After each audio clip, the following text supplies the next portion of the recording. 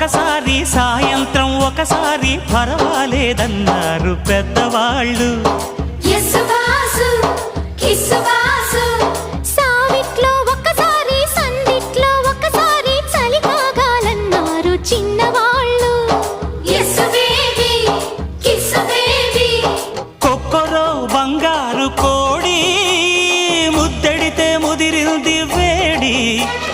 పిల్లగో చూశాని నాడి అదిరింది కన్నెబాడి. గుట్టుగా దోపిడి చెయ్యనా గుమ్మడి తాళలేను తీపి రాపిడి. నిన్నేమడగను ఎట్టాడగను ఒకసారి ఒడిలోకి రారమ్మని.